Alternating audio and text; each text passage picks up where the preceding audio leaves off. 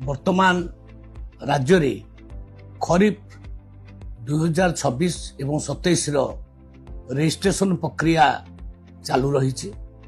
इत्यवसर रे राज्य रे 7 लाख रु ऊर्ध्व चाषी से रजिस्ट्रेशन कर सारे। रजिस्ट्रेशन प्रक्रिया को आमे सरल करिछु, कौन सी प्रकार से बाधा नहीं। तेणु आज गोटे दिन रे 1,20,000 ऊर्ध्व चाषी आउ निजर पंजीकरण कर सारी।